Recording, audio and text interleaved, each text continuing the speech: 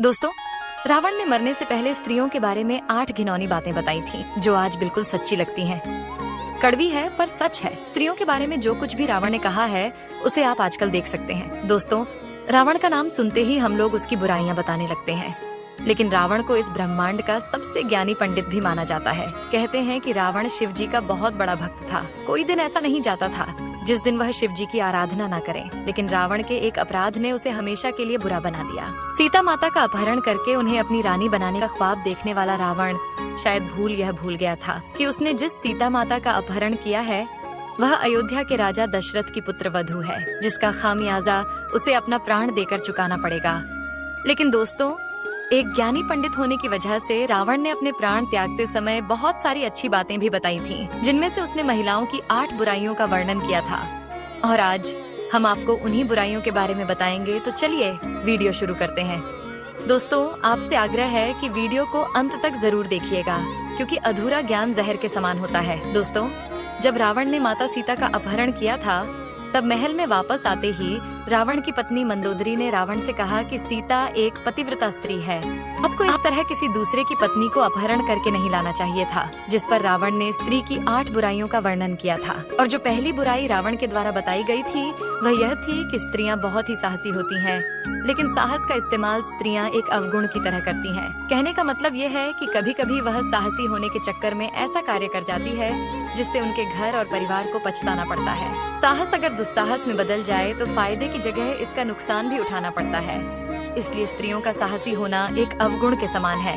दोस्तों, यह बात रावण ने इसलिए कही थी क्योंकि जब मंदोदरी को इस बात का पता चला कि रावण ने श्री राम की धर्मपत्नी सीता जी का हरण कर लिया है, तो मंदोदरी बहुत ज्यादा घबरा गई थी और डर गई थी, जिस वजह से रावण के महल में प्रवेश करते ही मंदोदरी ने रावण से कहा था कि आप उस राम की पत्नी को वापस कर दो, क्योंकि मुझे बहुत डर लग रहा है। जिस पर रावण ने कहा था कि मंदोदरी, तुम लंकापति रावण की पत्नी हो, तुम्हारा इस तरह डरना लंकापति रावण के लिए शर्म की बात है।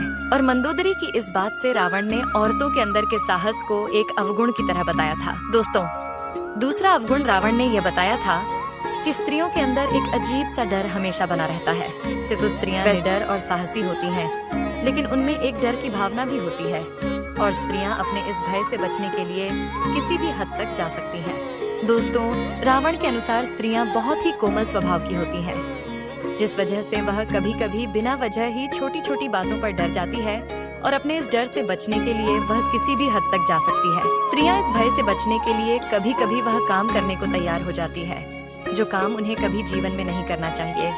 और इस भय से बचने के लिए स्त्रियां कभी कभी ऐसी मुसीबत में फंस जाती हैं जहां से निकलना बहुत मुश्किल होता है।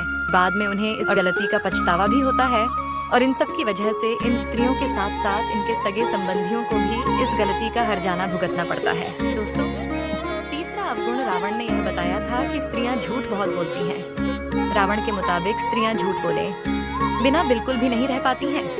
यहाँ तक कि झूठ को छुपाने के लिए 100 झूठ भी बोलने पड़े तो भी स्त्रियां तैयार रहती हैं। इस बात में उन्हें कोई संकोच नहीं होता कि वह किसके सामने और किस तरह का झूठ बोल रही है। दोस्तों, इस बात को आप सबने अपनी लाइफ में भी नोटिस किया होगा कि स्त्रियां या लड़कियां बिना मतलब के ही झूठ बोलती हैं। दोस्तों, इस झूठ की वजह से कभी कभी लोगों के रिश्ते और जिंदगी दोनों बर्बाद हो जाती है।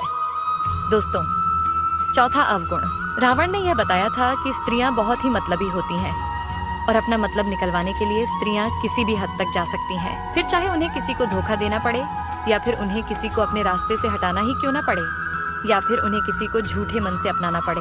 स्त्रियां अपने लालच के चलते कुछ भी कर सकती हैं, किसी भी लालच में फंस सकती हैं, और अपने मतलब के लिए किसी को भी फंसा सकती है। रावण के मुताबिक जब स्त्रियों के बात करने में एकदम से परिवर्तन आ जाए, तो उनसे खासकर सतर्क रहना चाहिए, क्योंकि स्त्रियों के स्वभाव में एकदम से परिवर्तन इस बात का सबूत है कि वह आपसे कोई काम निकलवाना चाहती हैं। रावण ने इस बात को तब कहा था जब रावण अपनी जिंदगी के अंतिम पल जी रहा था और उसके पास लक्ष्मण जी खड़े थे। दोस्तों, हम सभी जानते हैं कि रावण महाज्ञानी था, लेकिन रावण एक राक्षसी का पुत्र भी था, जिस वजह से वह मायावी था, और रावण के 10 सिर भी थे। उसके पास मन को पढ़ने की असीम शक्तियां थीं, और इन सब के बावजूद भी वह स्त्रियों के मन को नहीं पढ़ सका।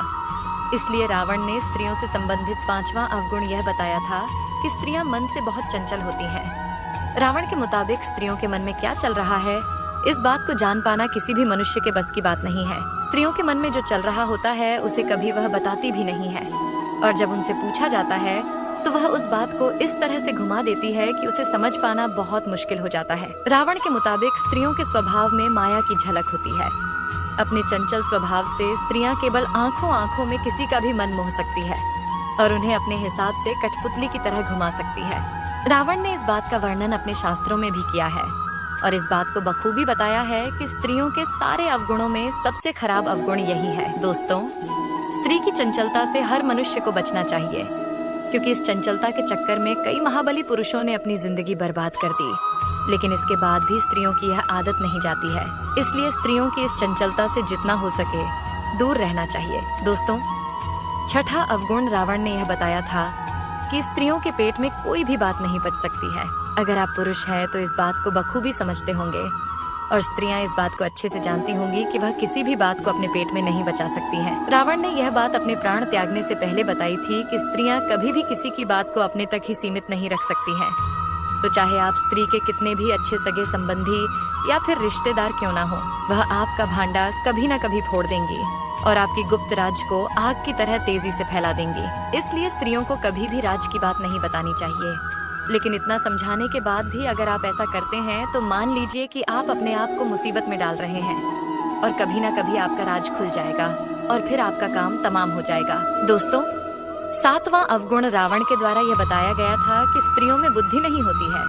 वह किसी भी चीज को अपना दिमाग लगाकर नहीं सोचती, बल्कि किसी भी सुनी सुनाई बात को मान लेती है। ऐसा रावण ने इसलिए कहा था क्योंकि रावण की पत्नी मंदोदरी ने रावण की कोई भी बात कभी नहीं मानी। वह रावण की हर बात के खिलाफ थी और यही कारण है कि स्त्रियां किसी भी स्त्री या पुरुष के बहकावे में बहुत आसानी से आ जाती हैं और बिना कुछ सुने या देखे किसी भी चीज पर विश्वास कर लेती है और फिर कुछ ऐसा काम कर डालती है जिसकी वजह से ही वह परेशानी में आ जाती है और साथ साथ उनके परिवार वाले भी दिक्कत और परेशानी में आ जाते हैं और फिर इन सब के चलते वह अपने घर का विनाश कर लेती है और फिर बाद में उस चीज का पछतावा करती है।